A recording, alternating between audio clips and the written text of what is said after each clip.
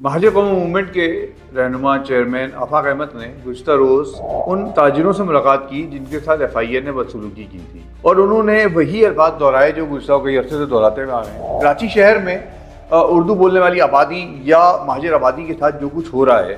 یہ یقینی طور پہ اس قابل ہے کہ اس پہ بات کی جائے اور کھل کر بات کی جائے کہ آفاق احمد اور الطاف حسین کے درمیان کوئی رابطہ ہوا ہے یا کوئی کوشش کی جا رہی ہے۔ کراچی کی زمینیں جس طرح قبضہ کی جا رہی ہیں، ہل پارک ویو جو کہ پاکستان کراچی کا دل تھا، کراچی کا پھیپھڑا ہے، وہ مسلسل قبضہ ہو رہی ہے۔ 2018 سے اس پہ کیس چل رہا ہے اور اب ایک مرتبہ پھر ہل پارک ویو پہ دوبارہ سے قبضہ شروع کر دیا گیا ہے۔ پھر دوسری جانب نیب ایک کارروائی کرتی ہے بحریہ ٹاؤن کی زمین کے حوالے سے، کراچی سے جامشوروں کی جانب ہے، اور اس میں محکمہ جنگلات کی زمین 150 ایکڑ کے قریب زمین جو ہے وہ محکمہ جنگلات کے حوالے کر دی جاتی ہے کل ایک کارروائی کے بعد، کہ وہ لوگ جنہوں نے وہاں جہاں بکنگ کروائی ہے، بحریہ ٹاؤن میں انویسٹمنٹ کی ہے، چاہے وہ کراچی کے لوگ ہوں یا سندھ بھر میں کہیں سے بھی لوگ ہوں یا پاکستان بھر کے لوگ ہوں، الاٹیز ہیں، ان کا کیا قصور ہے، ان کو پیسے کون لوٹائے گا، ان کو ان کی زمین کون دے گا۔